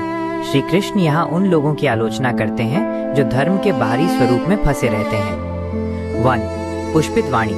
पुष्पित वाणी का अर्थ है ऐसी बातें जो सुनने में सुंदर लगती हैं, जैसे स्वर्ग का सुख, धन की प्राप्ति, पर जिनका फल अस्थायी होता है, जैसे फूल जल्द ही मुरझा जाते हैं। सीख, जीवन में केवल लुभावने वादे या बाहरी चमक पर विश्वास न करें, हमेशा तत्व, सब्सटेंस और सच्चाई पर ध्यान केंद्रित करें। 2. अविपश्चित। अविपश्चित यानी जो विवेक से दूर हैं। सीख, जो व्यक्ति केवल स्वार्थ और भोग के लिए धर्म का पालन करता है, वो ज्ञानी नहीं हो सकता। सच्चा ज्ञान हमेशा निस्वार्थता की ओर ले जाता है। 43. श्लोक, भोग की इच्छा। श्लोक 43. कामात्मानः स्वर्गपरा जन्म कर्म फल प्रदाम, क्रिया विशेष बहुला भोगैश्वर्य गतिम प्रति। सरल अर्थ, ऐसे लोग जिनकी आत्मा कामनाओं से भरी कामात्मानः है, जो स्वर्ग को ही परम लक्ष्य मानते हैं, वे ऐसी क्रियाओं, कर्म कांडों की भरमार करते हैं जो जन्म कर्म के फल, पुनर्जन्म को देने वाली हों, केवल भोग और ऐश्वर्य की प्राप्ति के लिए। विस्तार से सीख, प्रेरणा का दोष। ये श्लोक बताता है कि आपकी प्रेरणा ही आपके कर्मों को कैसे दूषित करती है। 1. स्वर्ग की लालच। ऐसे लोग कर्म करते हैं पर उनकी प्रेरणा केवल भोग और अधिक सुख पाना होती है, स्वर्गपरा। सीख, कर्म करना महत्वपूर्ण नहीं है, बल्कि कर्म के पीछे की नियत, मोटिवेशन महत्वपूर्ण है। यदि आपकी प्रेरणा स्वार्थ है तो आपका कर्म आपको बंधन में डालेगा। 2. चक्र में फंसना, जन्म कर्म फल प्रदान। भोग की इच्छा आपको बार बार जन्म लेने और कर्म करने के चक्र में फंसा देती है। सीख, जब तक आप फल की इच्छा नहीं छोड़ेंगे, तब तक आप जन्म मृत्यु के चक्र से मुक्त नहीं हो सकते। 44. श्लोक, बुद्धि का भटकाव। श्लोक 44. भोगेश्वर्य प्रसक्ताना तया परिहृत चेतसाम, व्यवसायात्मिका बुद्धि समाधौ न विधीयते। सरल अर्थ, जो लोग भोग और ऐश्वर्य विलासिता में पूरी तरह आसक्त हैं और जिनका मन चेतः उन भोगों द्वारा हर लिया गया है, उनकी स्थिर बुद्धि, व्यवसायात्मिका बुद्धि, परमात्मा में स्थिर समाधो नहीं हो पाती। विस्तार से सीख, आसक्ति का परिणाम। ये श्लोक स्पष्ट करता है कि अनासक्ति क्यों जरूरी है। 1. मन का हरण। ऐश्वर्य आपके मन को अपहृत कर लेता है। जब मन भोगों में फंस जाता है तो वो परमात्मा, सत्य को देखने के लिए एकाग्र नहीं हो पाता। सीख, यदि आप अपने जीवन में स्थिरता, समाधि और एकाग्रता चाहते हैं तो आपको भौतिक आसक्तियों को कम करना होगा। 2. बुद्धि की अस्थिरता। स्थिर बुद्धि, व्यवसायत्मिका बुद्धि ही योग का आधार है। भोग की आसक्ति इस स्थिरता को नष्ट कर देती है। सीख, अस्थिर बुद्धि के साथ आप कभी भी महान लक्ष्य या गहन शांति प्राप्त नहीं कर सकते। 45 श्लोक, वेद का वास्तविक उद्देश्य। श्लोक 45, त्रैगुण्य विषया वेदा निस्त्रैगुण्यो भवार्जुन, निर्द्वंद्वो नित्य सत्वस्थो निर्योगक्षेम आत्मवान। सरल अर्थ, वेद मुख्य रूप से तीनों गुणों सत्व, रजस, तमस के कर्मों का वर्णन करते हैं। हे अर्जुन, तुम तीनों गुणों से रहित निस्त्रैगुण्य हो जाओ। द्वंद्वों से मुक्त, निर्द्वंद्व, हमेशा सत्य में स्थित, नित्य सत्वस्थ, लाभ सुरक्षा की चिंता से रहित, निर्योगक्षेमः और आत्मपरायण आत्मवान बनो। विस्तार से सीख, कर्मयोग का लक्ष्य। यह श्लोक आध्यात्मिक विकास का उच्चतम लक्ष्य निर्धारित करता है। 1 गुणों से मुक्ति। तीनों गुण ही संसार के द्वंद्वों, सुख दुख, जीत हार को जन्म देते हैं। श्री कृष्ण कहते हैं कि वेदों को पार करो और गुणों के प्रभाव से मुक्त हो जाओ। सीख, अपने स्वभाव को 3 गुणों आलस्य, अति सक्रियता या अति शुद्धता के बंधन से मुक्त करके कर्म करो। 2 लक्ष्यों का त्याग, निर्द्वंद्व, द्वंद्व रहित और निर्योगक्षेम, प्राप्त की चिंता और अप्राप्त की सुरक्षा की चिंता से मुक्त। सीख, कर्म करो पर उसके फल या सुरक्षा की चिंता मत करो। ये स्वतंत्रता ही आपको निष्पक्ष और सच्चा कर्मयोगी बनाती है। 46 श्लोक, वेदों की सीमा। श्लोक 46, यावानर्थ उत्पाने सर्वतः संप्लुतोदके, तावान सर्वेषु वेदेषु ब्राह्मणस्य विजानतः। सरल अर्थ, एक बहुत बड़े जल के भंडार सर्वतः संप्लुतोदके के प्राप्त हो जाने पर छोटे जलाशय उत्पाने का जितना प्रयोजन रह जाता है, सत्य को जानने वाले ब्राह्मण ज्ञानी के लिए समस्त वेदों का उतना ही प्रयोजन रह जाता है। विस्तार से सीख, ज्ञान की पूर्णता। यह श्लोक अनुभवजन्य ज्ञान की श्रेष्ठता बताता है। 1 छोटे जलाशय की उपमा। जब आपके पास बाढ़ जैसा विशाल जल स्रोत आत्मज्ञान ब्रह्म ज्ञान है तो आपको छोटे कुएं केवल वेदों के कर्मकांड की आवश्यकता नहीं रहती। सीख, वेद ग्रंथ आपको ज्ञान की ओर ले जाते हैं, लेकिन जब आपको सीधा अनुभव ब्रह्म ज्ञान हो जाता है तो आपको किताबों की आवश्यकता नहीं रहती। 2 अनुभव ही श्रेष्ठ है। सच्चा ज्ञानी विजानता ब्राह्मण ज्ञान को जीकर प्राप्त करता है, केवल पढ़कर नहीं। सीख, जीवन में ग्रंथों को पढ़ें पर अपने आंतरिक अनुभव को सबसे ऊपर रखें। श्री कृष्ण ने अर्जुन को भोग और अस्थिर बुद्धि के खतरों से आगाह किया। अब वे सिखाते हैं कि कर्म करने की सही तकनीक क्या है, जो आपको बंधन से मुक्त करती है और आपको योग समता तक पहुंचाती है। 47 श्लोक, कर्म पर अधिकार, फल पर नहीं। श्लोक 47, कर्मण्यवाधिकारस्ते मां फलेषु कदाचन, मां कर्म फल हेतुर्भूर्मा ते। सरल अर्थ, तुम्हारा केवल कर्म करने में ही अधिकार है, उसके फलों में कभी नहीं। तुम कर्मों के फल की इच्छा का कारण हेतु मत बनो और तुम्हारी अकर्मण्यता, कर्म न करने में भी आसक्ति न हो। विस्तार से सीख, कर्म योग का मूल सूत्र। यह श्लोक समस्त कर्म योग का सार है। 1 अधिकार की सीमा। श्री कृष्ण अधिकार को परिभाषित करते हैं। आपका अधिकार केवल प्रयास कर्म करने में है, फल परिणाम में नहीं। सीख, जीवन में चिंता तब शुरू होती है जब आप उस पर अधिकार जमाना चाहते हैं जो आपके नियंत्रण में नहीं है। परिणाम, अपनी पूरी ऊर्जा कर्म में लगाएं और फल को ईश्वर या प्रकृति पर छोड़ दें। 2 दोगुना निषेध। श्री कृष्ण 2 बातों से रोकते हैं। क फल की इच्छा मत करो। ख कर्म न करने में भी आसक्त, आलस्य मत हो। सीख, कर्म योगी वह नहीं है जो कर्म छोड़ता है, बल्कि वो है जो कर्म करता है पर फल की आसक्ति छोड़ देता है। सक्रियता और अनासक्ति का संतुलन ही योग है। 48 श्लोक, योग में स्थित होकर कर्म करो। श्लोक 48, योगस्थ कुरु कर्माणि संगम त्यक्त्वा धनंजय, सिद्धय सिद्धयोः समो भूत्वा समत्वम योग उच्यते। सरल अर्थ, हे धनंजय, तुम आसक्ति को त्याग कर और योग में स्थित होकर योगस्थ कर्म करो। सफलता, सिद्धि और असफलता, असिद्धि में समान समहा हो जाओ। ये समता ही योग कहलाती है। विस्तार से सीख, समत्व ही योग है। श्री कृष्ण यहाँ योग की परिभाषा देते हैं। 1 योग में स्थित होकर, योगस्थ कुरु कर्माणि, कर्म छोड़ो मत, योग में स्थित होकर कर्म करो। योग क्या है? समत्वम योग उच्यते। सीख, योग का अर्थ आसन या प्राणायाम से ज्यादा मानसिक समता है। जो व्यक्ति जय और पराजय को समान भाव से देखता है वो हर पल योग में स्थित है। 2. धनंजय का आह्वान। धनंजय धन जीतने वाला संबोधन उन्हें याद दिलाता है कि सच्ची जीत भौतिक वस्तुओं की नहीं बल्कि मानसिक समता की होती है। 49 श्लोक। तुच्छ कर्म और बुद्धि योग। श्लोक 49। दूरेण ह्यवरम कर्म बुद्धियोगात् धनंजय बुद्धौ शरण मनविच्छ कृपणाः फल हेतव। सरल अर्थ, हे धनंजय, फल की इच्छा से किया गया कर्म सकाम कर्म तो बुद्धियोग अनासक्त कर्म की अपेक्षा अत्यंत निकृष्ट अवरम है। तुम बुद्धि योग की शरण ग्रहण करो, क्योंकि फल की इच्छा रखने वाले फल हेतवः लोग दीन कृपणाः हैं। विस्तार से सीख। सकाम कर्म की निंदा। श्री कृष्ण फल की इच्छा से किए गए कर्म को तुच्छ बताते हैं। 1. निकृष्ट कर्म। सकाम कर्म फल की इच्छा वाला अवरम निकृष्ट है, भले ही वह कर्म कितना ही बड़ा क्यों न हो। सीख। आपके कर्म का महत्व उसके परिणाम से नहीं बल्कि उसकी मानसिकता से तय होता है। सच्चा मूल्य आपके विचारों की शुद्धता का है। 2. दीनता कृपणता। कृपणाः फल हेतवः। जो फल की इच्छा रखता है वो दीन गरीब है, भले ही वो राजा हो। सीख। दीनता पैसों की कमी नहीं बल्कि मानसिक पराधीनता है। जो व्यक्ति परिणाम के लिए भीख मांगता है वो कभी स्वतंत्र नहीं हो सकता। 50 श्लोक। कुशलता ही योग है। श्लोक 50।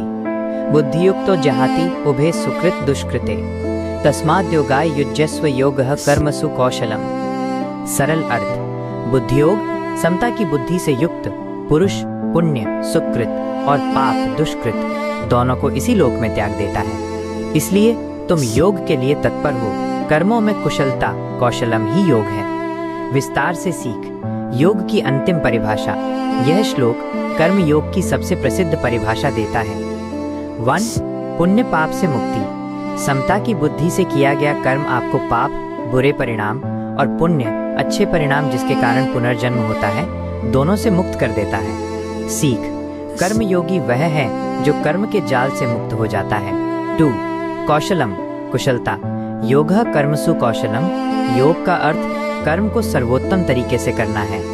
कुशलता का अर्थ है बिना आसक्ति के परिणाम की चिंता किए बिना अपने कर्तव्य को अत्यंत समर्पण और दक्षता से करना। सीख। योग जीवन से भागना नहीं है, ये जीवन को अत्यधिक कुशलता से जीना है।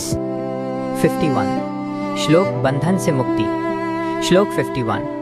कर्मजं बुद्धियुक्ता ही फलम त्यक्त्वा मनीषिणः जन्म बंध विनिर्मुक्ताः पदम गच्छन्ति नामयम्। सरल अर्थ, क्योंकि बुद्धियोग से युक्त ज्ञानी मनीषिणः जन कर्मों से उत्पन्न होने वाले फल को त्याग कर जन्म के बंधन जन्म बंध से पूरी तरह मुक्त हो जाते हैं और दुख रहित परम पद मोक्ष को प्राप्त होते हैं। विस्तार से सीख।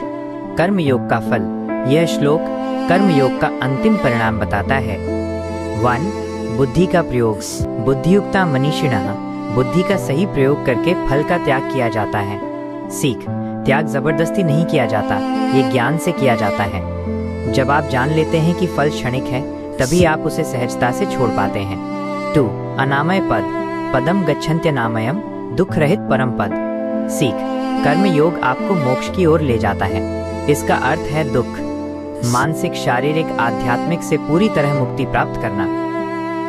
52 श्लोक। मोह की समाप्ति। श्लोक 52। यदा ते मोहक्लिलं बुद्धिर्व्यतितरिष्यति तदा गंतासी निर्वेदम श्रोतव्यस्य श्रुतस्य च। सरल अर्थ, जब तुम्हारी बुद्धि इस मोह रूपी दलदल मोहकलिलम को पूरी तरह से पार कर जाएगी तब तुम सुनने योग्य श्रोतव्यस्य और सुने हुए श्रुतस्य सभी विषयों से विरक्त निर्वेदम हो जाओगे। विस्तार से सीख। मोह से मुक्ति। ये श्लोक मोह के दलदल से बाहर निकलने की बात करता है।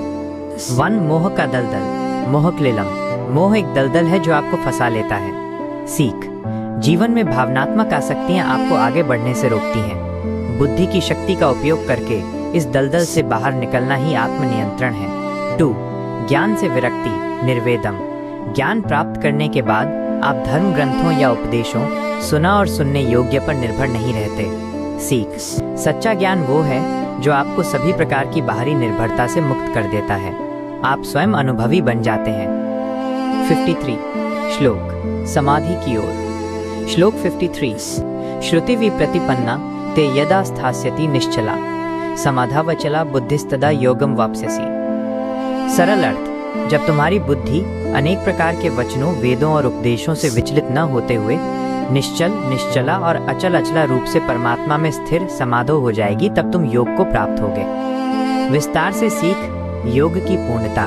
यह श्लोक कर्म योग के अंतिम चरण ध्यान योग की ओर इशारा करता है। 1. अचल बुद्धि।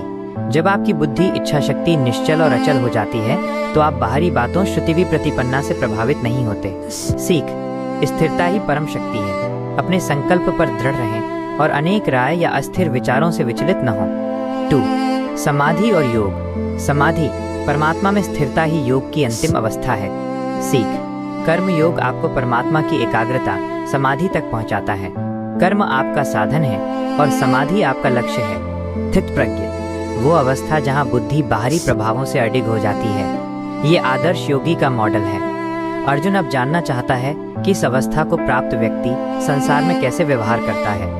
54 श्लोक अर्जुन का प्रश्न। श्लोक 54। अर्जुन उवाच स्थित प्रज्ञस्य का भाषा समाधिस्थस्य केशव स्थितधि किम प्रभाषेत किमासीत व्रजेत किम।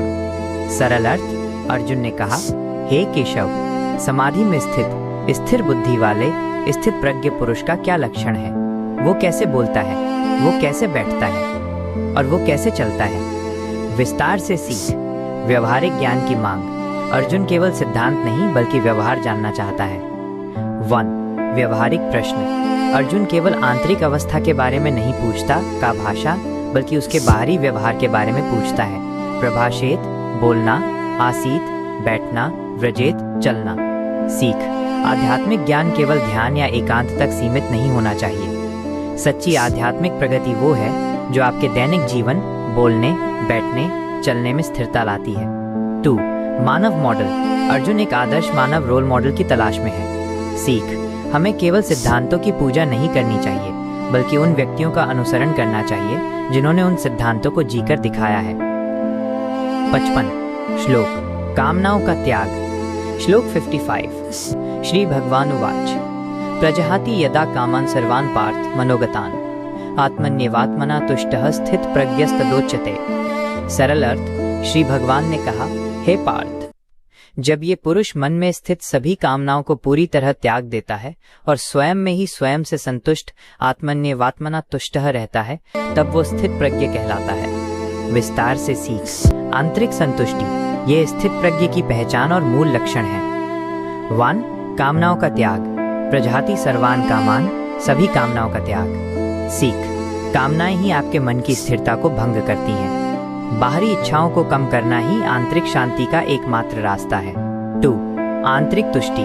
आत्मन्येवात्मना तुष्टः वो बाहरी साधनों, धन, पद से नहीं बल्कि अपने भीतर ही संतुष्ट रहता है।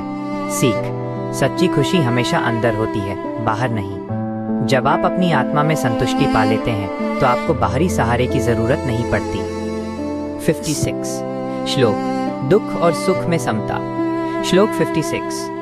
दुखेष्वनुद्विग्नमनाः सुखेषु विगतस्पृहः वीतराग भय क्रोधः स्थित धीर्मुनिरुच्यते। सरल अर्थ, जिसका मन दुख में विचलित नहीं होता, सुखों में जिसकी आसक्ति नहीं है और जो राग, आसक्ति, भय, डर और क्रोध से पूरी तरह मुक्त है, वही मुनि स्थितधि स्थिर बुद्धि वाला कहलाता है। विस्तार से सीख मनोवैज्ञानिक स्थिरता। ये श्लोक स्थिर बुद्धि वाले के मनोवैज्ञानिक लक्षण बताता है। 1. दुख में अनुद्विग्नमनाः मन दुख में भी विचलित नहीं होता। सीख परिस्थितियां कठिन होंगी पर आपका मन शांत रहेगा। ये मानसिक स्थिरता ही योग का लक्ष्य है। 2. राग, भय, क्रोध से मुक्ति। ये 3 ही बंधन के मुख्य कारण हैं। सीख जब आप आसक्ति, राग छोड़ते हैं तो आपको खोने का डर, भय नहीं रहता। जब आपको डर नहीं रहता तो आपको क्रोध नहीं आता। इन 3 नकारात्मक भावनाओं से मुक्ति ही स्थित प्रज्ञ की पहचान है। 57 श्लोक शुभाशुभ का त्याग। श्लोक 57। यह सर्वत्रान् भिस्ने हस्तत्तत् प्राप्य शुभाशुभम नाभिनंदति न द्वेष्टि तस्य प्रज्ञा प्रतिष्ठिता। सरल अर्थ, जो पुरुष सभी जगह आसक्ति रहित अनभिस्नेह है और जो शुभ, अच्छा तथा अशुभ, बुरा परिणामों को प्राप्त करके न तो प्रसन्न होता है और न ही द्वेष करता है, उसकी बुद्धि स्थिर है। विस्तार से सीख अनासक्ति का व्यवहार। यह श्लोक बताता है कि स्थित प्रज्ञ कैसे परिणामों पर प्रतिक्रिया करता है। मन सर्वत्र अनासक्ति, सर्वत्रानभिस्नेहः, उसकी किसी भी वस्तु, व्यक्ति, स्थान या विचार में आसक्ति नहीं है। सीख आसक्ति आपको पक्षपाती बनाती है, अनासक्ति आपको निष्पक्ष ऑब्जेक्टिव बनाती है, जिससे आप सही निर्णय ले पाते हैं। 2. समान प्रतिक्रिया, वह शुभ।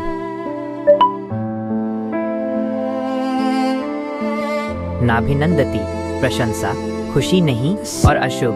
न द्वेष्टि, नफरत, गुस्सा नहीं, दोनों में समान रहता है। सीख जीवन में सफलता या विफलता से भावनात्मक रूप से जुड़ना बंद करें। आपका कार्य महत्वपूर्ण है, उस पर होने वाली प्रतिक्रिया नहीं। 58 श्लोक इंद्रियों का नियंत्रण। श्लोक 58 यदा सहर्ते चायम सर्वशः इंद्रियाणीन्द्रियार्थेभ्यस्तस्य प्रज्ञा प्रतिष्ठिता। सरल अर्थ, और जब ये पुरुष सभी ओर से अपनी इंद्रियों को इंद्रियों के विषयों से वैसे ही समेट लेता है जैसे कछुआ अपने अंगों को समेट लेता है, तब उसकी बुद्धि स्थिर हो जाती है। विस्तार से सीख कछुए की उपमा। यह श्लोक इंद्रिय नियंत्रण की सबसे प्रसिद्ध उपमा देता है। 1. कछुए की शक्ति। कछुआ बाहरी खतरे को देखकर अपने अंगों को भीतर खींच लेता है। सीख इंद्रियां, आँख, कान आदि आपके मन को बाहरी विषयों, आकर्षण, स्वाद, ध्वनि की ओर खींचती हैं। स्थित प्रज्ञ वो है जो बाहरी आकर्षणों के सामने कमजोर नहीं पड़ता, बल्कि अपनी चेतना को भीतर केंद्रित करता है। 2. नियंत्रण और आवश्यकता। वो हमेशा इंद्रियों को नहीं खींचता, बल्कि जब आवश्यकता होती है तब खींचता है। सीख इंद्रिय नियंत्रण का अर्थ इंद्रियों को मारना नहीं है, बल्कि उन्हें अपनी इच्छा के अनुसार नियंत्रित करना है। 59 श्लोक रस का त्याग। श्लोक 59 विषया विनिवर्तन्ते निराहारस्य देहिना रसवर्जं परं दृष्ट्वा निवर्तते। सरल अर्थ, शरीर को भोजन आहार न देने पर इंद्रियों के विषय तो छूट जाते हैं, लेकिन उनका रस, स्वाद, आसक्ति बना रहता है। परंतु स्थित प्रज्ञ पुरुष का रस भी परमात्मा का अनुभव परम दृष्टवा करके निवृत्त हो जाता है। विस्तार से सीख आसक्ति और अनुभव। ये श्लोक आसक्ति को जड़ से खत्म करने का तरीका बताता है। 1. त्याग की सीमा। व्रत या उपवास निराहारस्य करने से आप बाहरी वस्तु को तो छोड़ देते हैं, विषय विनिवर्तन्ते, पर उसका आंतरिक आकर्षण रस बना रहता है। सीख त्याग केवल शारीरिक नहीं होना चाहिए। शारीरिक संयम जैसे उपवास मन की आसक्ति को खत्म नहीं कर सकता। 2. परम अनुभव। रसोलप्यस्य परम दृष्ट्वा निवर्तते। जब आप परमात्मा परम सत्य का अनुभव कर लेते हैं तो सांसारिक सुखों का रस अपने आप खत्म हो जाता है। सीख छोटी चीजों को इसलिए न छोड़ें कि वे बुरी हैं, बल्कि इसलिए छोड़ें क्योंकि आपने उससे बड़ी चीज परमानंद को देख लिया है। श्री कृष्ण ने स्थित प्रज्ञ की आंतरिक और बाहरी पहचान बता दी, लेकिन इंद्रियों का मार्ग बहुत फिसलन भरा है। अगले भाग में हम जानेंगे कि कैसे इंद्रियों पर नियंत्रण न रखने से मनुष्य का पतन होता है और कैसे स्थित प्रज्ञ स्वयं को पतन से बचाता है। अब श्री कृष्ण इंद्रिय संयम के मार्ग पर आने वाले सबसे बड़े खतरे के बारे में बताते हैं। पतन की श्रृंखला, chain of destruction. Shri Krishna ने स्थित प्रज्ञ का आदर्श बताया। अब वे समझाते हैं कि सामान्य मनुष्य उस आदर्श से कैसे भटक जाता है। इंद्रियों का आकर्षण इतना प्रबल है कि वो बड़े बड़े योगियों को भी अपने जाल में फंसा लेता है। 60 श्लोक मन का बल। श्लोक 60 यततो ह्यपि कौन्तेय पुरुषस्य विपश्चितः इंद्रियाणि प्रमाथीनि हरन्ति प्रसभं मनः। सरल अर्थ, हे कौंती पुत्र अर्जुन, प्रयत्न करते हुए और विवेकशील विपश्चितः पुरुष का भी प्रमाथी, मत डालने वाली, विक्षुब्ध करने वाली इंद्रियां उसके मन को बलपूर्वक हर लेती हैं। विस्तार से सीख इंद्रियों का खतरा। यह श्लोक इंद्रियों की प्रबल शक्ति को उजागर करता है। 1. मन को हर लेना। प्रमाथीनि हरन्ति प्रसभं मनः। इंद्रियां मन को मत डालती हैं और बलपूर्वक प्रसभं खींच ले जाती हैं। सीख ये जान लें कि मन बहुत कमजोर है और इंद्रियां बहुत शक्तिशाली। अपनी इच्छा शक्ति पर अत्यधिक भरोसा न करें। नियंत्रण के लिए आपको निरंतर अभ्यास और जागरूकता की आवश्यकता है। 2. विवेकशील का पतन। यहाँ तक कि विवेकशील विपश्चितः व्यक्ति भी गिर सकता है। सीख ज्ञान होना पर्याप्त नहीं है। यदि आप अभ्यास नहीं करते हैं तो आपकी इंद्रियां आपके ज्ञान को भी व्यर्थ कर देंगी। 61 श्लोक नियंत्रण का उपाय। श्लोक 61 तानि सर्वाणि संयम्य युक्त आसीत् मत्परः वशे ही यस्येन्द्रियाणि तस्य प्रज्ञा प्रतिष्ठिता। सरल अर्थ, उन सभी इंद्रियों को संयमित करके, संयम्य मन को एकाग्र युक्त करके मेरे परायण मतपरः होकर बैठना चाहिए। जिसकी इंद्रियां वश में है उसकी बुद्धि ही स्थिर है। विस्तार से सीख, भक्ति और योग। श्री कृष्ण यहाँ आत्म नियंत्रण के लिए भक्ति, ईश्वर परायणता का सूत्र जोड़ते हैं। 1. संयम और एकाग्रता। पहले इंद्रियों को संयमित करें, फिर मन को एकाग्र करें। सीख, केवल इच्छा शक्ति संयम से इंद्रियां वश में नहीं आती। जब आप मन को एक उच्च लक्ष्य एकाग्रता देते हैं तभी इंद्रियां शांत होती हैं। 2. मतपरः, ईश्वर परायण। अकेले प्रयास से मन नहीं जीतता। श्री कृष्ण कहते हैं, मतपरः, मुझ परायण होकर। सीख, अपने प्रयासों को ईश्वर या सर्वोच्च सत्य को समर्पित कर दें। भक्ति ही अहंकार को तोड़ती है और जब अहंकार टूटता है तो मन अपने आप शांत हो जाता है। 62 श्लोक, पतन की शुरुआत। श्लोक 62। ध्यायतो विषयान् पुंसः संगस्तेषु जायते, संगात् संजायते कामः। सरल अर्थ, विषयों, इंद्रियों के आकर्षण का चिंतन ध्यायतः करने वाले पुरुष को उनमें आसक्ति, संगह उत्पन्न होती है। आसक्ति से कामना, कामः उत्पन्न होती है और कामना से क्रोध, क्रोधः पैदा होता है। विस्तार से सीख, विनाश की चेन रिएक्शन। यह श्लोक मनुष्य के पतन की पूरी वैज्ञानिक प्रक्रिया बताता है। 1. पहला कदम, चिंतन। ध्यायतो विषयान्। पतन बाहरी कर्म से नहीं बल्कि आंतरिक चिंतन सोचने से शुरू होता है। सीख, अपनी मानसिक आदतों को नियंत्रित करें। यदि आप नकारात्मक या अनावश्यक विषयों का बार बार चिंतन करेंगे तो पतन निश्चित है। 2. आसक्ति और कामना। चिंतन आसक्ति, संगह कामना, कामः। सीख, जब आप किसी वस्तु या व्यक्ति के बारे में सोचते हैं तो उससे आसक्ति होती है। जब वो वस्तु आपके पास नहीं होती तो वह इच्छा, कामना बन जाती है। 3. क्रोध का जन्म, कामना, क्रोध। सीख, जब आपकी कामना पूरी नहीं होती तभी आपको क्रोध आता है। क्रोध कभी भी बाहरी घटना से नहीं आता, ये हमेशा पूरी न हुई इच्छा, कामना से आता है। 63 श्लोक, पतन का अंतिम चरण। श्लोक 63। क्रोधात् भवति सम्मोह, सम्मोहात् स्मृति विभ्रम, स्मृति भ्रंशात् बुद्धिनाशो, बुद्धिनाशात् प्रणश्यति। सरल अर्थ, क्रोध से घोर मोह, सम्मोह उत्पन्न होता है। मोह से स्मृति का भ्रम, स्मृति विभ्रमः होता है। स्मृति के भ्रम से बुद्धि का नाश, बुद्धिनाशः होता है और बुद्धि के नाश से मनुष्य पूरी तरह नष्ट, प्रणश्यति हो जाता है। विस्तार से सीख, विनाश का पूर्ण चक्र। यह श्लोक मानसिक विनाश की अंतिम और दुखद श्रृंखला है। 1. सम्मोह, अंधेरा, क्रोध घोर मोह। सीख, क्रोध आपको अंधा बना देता है, आप सत्य और परिणामों को देखना बंद कर देते हैं। 2. स्मृति का भ्रम, मोह, स्मृति भ्रम। सीख, मोह में आप सही गलत के बीच के अंतर को भूल जाते हैं, आप अतीत के अपने सीखे हुए ज्ञान को याद नहीं रख पाते। 3. बुद्धि का नाश, स्मृति भ्रम, बुद्धि नाश। सीख, जब आप सीखा हुआ ज्ञान भूल जाते हैं तो आप तार्किक रूप से सोचना बंद कर देते हैं, यही बुद्धि का नाश है। 4. पूर्ण विनाश, बुद्धि नाश, प्रणश्यति, पूरी तरह नष्ट। सीख, मनुष्य का वास्तविक विनाश तब होता है जब वो अपनी तर्क शक्ति और विवेक, बुद्धि को खो देता है। शारीरिक पतन से पहले मानसिक पतन होता है। श्री कृष्ण ने विनाश का रास्ता दिखाया ताकि अर्जुन उस पर ना चले। अब वे स्थिर बुद्धि वाले व्यक्ति के सुखी जीवन का समाधान प्रस्तुत करेंगे। प्रसाद ने बिल्कुल सही कहा। विनाश के मार्ग को बताने के बाद अब श्री कृष्ण मुक्ति का मार्ग प्रस्तुत करते हैं, आत्म संयम और प्रसन्नता। प्रसाद। यहाँ श्रीमद् भगवद गीता के 2वें अध्याय के श्लोक 64 से 72 तक की स्क्रिप्ट, जो इस अध्याय का अंतिम खंड है, गहन, शांत और निर्णयात्मक नैरेशन शैली में प्रस्तुत है। श्रीमद् भगवद गीता अध्याय 2 श्लोक 64 से 72, शांति और ब्रह्म स्थिति। श्री कृष्ण ने पतन की श्रृंखला दिखाकर अर्जुन को चिताया। अब वे बताते हैं कि इंद्रियों के दास बनने के बजाय उन्हें नियंत्रित करके कैसे परम शांति प्राप्त की जाती है। ये स्थित प्रज्ञ का सबसे बड़ा आशीर्वाद है। 64 श्लोक, आत्म संयमी की प्रसन्नता। श्लोक 64। राग द्वेष वियुक्तस्तु विषयानिंद्रियाश्चरन्, आत्मवश्यैर्विधेयात्मा प्रसादमधिगच्छति। सरल अर्थ, परंतु राग और द्वेष से रहित वियुक्त पुरुष अपनी वश में की हुई इंद्रियों आत्मवश्य के द्वारा विषयों में विचरता हुआ भी प्रसन्नता प्रसादम को प्राप्त करता है। विस्तार से सीख कर्मयोगी की स्वतंत्रता। ये श्लोक बताता है कि स्थित प्रज्ञ इस संसार में कैसे रहता है। 1. स्वतंत्र विचरण। इंद्रियों को मारना नहीं है बल्कि उन्हें वश में करना है। स्थित प्रज्ञ विषयों संसार में रहता है, विषयानिंद्रियाश्चरण, पर उनसे बंधता नहीं।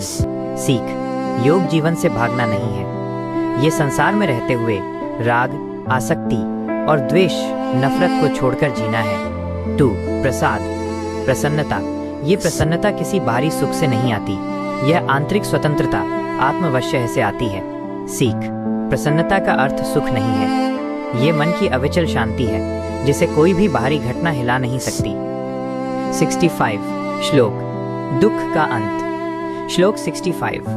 प्रसादे सर्व दुखाना हानिर्स्योपजायते, प्रसन्न चेतसो ह्याशु बुद्धि परेवतिष्ठते। सरल अर्थ, उस प्रसन्नता के प्राप्त होने पर उसके सभी दुखों का अंत हानि हो जाता है और ऐसे प्रसन्न चित्त वाले पुरुष की बुद्धि शीघ्र ही परमात्मा में स्थिर हो जाती है। विस्तार से सीख शांति का परिणाम। ये श्लोक प्रसन्नता के 2 सबसे बड़े लाभ बताता है। 1. दुख का अंतः सर्व दुखाना हानि। प्रसन्नता का पहला फल सभी दुखों, शारीरिक और मानसिक की समाप्ति है। सीख दुख तब तक है जब तक मन बाहर भाग रहा है। जैसे ही मन शांत होता है, दुख का कोई कारण नहीं रहता। 2. बुद्धि की स्थिरता। बुद्धि पर्यवतिष्ठते। प्रसन्न मन के कारण बुद्धि शीघ्र ही सत्य में स्थिर हो जाती है। सीख मन की शांति ही ज्ञान का द्वार खोलती है। शांत मन ही सत्य को देखने की क्षमता रखता है। 66. श्लोक योगहीन के लिए शांति नहीं। श्लोक 66। नास्ति बुद्धिर्युक्तस्य न चायुक्तस्य भावना, न चाभावयतः शांतिर्शांतस्य कुतः सुखम। सरल अर्थ, योगहीन, असंयमी पुरुष में निश्चित बुद्धि, सही निर्णय लेने की क्षमता नहीं होती, और भावना शून्य, बुद्धिहीन पुरुष में भावना, आंतरिक एकाग्रता नहीं होती, और जिसे भावना नहीं है उसे शांति नहीं मिलती, और अशांतस को सुख कहाँ से मिलेगा। विस्तार से सीख असंयम का चक्र। श्री कृष्ण असंयम के नकारात्मक चक्र को बताते हैं। 1. बुद्धि का अभाव। अयुक्तस्य न बुद्धि। जो व्यक्ति योग संयम में नहीं है वो सही निर्णय नहीं ले सकता। सीख गलत कर्म का मूल कारण इच्छा शक्ति की कमी नहीं बल्कि सही निर्णय लेने वाली बुद्धि का अभाव है। 2. शांति का अभाव। अशांत को सुख कहाँ नहीं मिल सकता। सीख सुख, हैप्पीनेस का मूल आधार बाहरी वस्तुएं नहीं है बल्कि आंतरिक शांति, पीस है। मन की अशांति में आप कभी भी संतुष्ट नहीं हो सकते। 67. श्लोक इंद्रियों का बहाव। श्लोक 67। इंद्रियाणा ही चरता तदस्य हरति प्रज्ञा वायुर्नाव में वामभसी। सरल अर्थ, क्योंकि विचरती हुई इंद्रियों में से मन जिस भी इंद्रिय का अनुसरण करता है वो एक इंद्रिय ही जल में नाव को वायु की तरह इस पुरुष की बुद्धि प्रज्ञा को हर लेती है। विस्तार से सीख एक गलती की कीमत। ये श्लोक इंद्रियों के खतरे को सबसे सरल उपमा से समझाता है। 1. नाव और वायु की उपमा। नाव बुद्धि, जल जीवन पर तैर रही है। वायु एक भी अनियंत्रित इंद्रिय इसे खींच लेती है। सीख एक भी अनियंत्रित इंद्रिय जैसे अत्यधिक भोजन, व्यसन या आसक्ति आपकी समस्त स्थिरता, बुद्धि को नष्ट करने के लिए पर्याप्त है। अपनी कमजोर कड़ी को पहचाने। 2. मन का अनुसरण। मन जब इंद्रियों के पीछे पीछे चलता है तभी संकट आता है।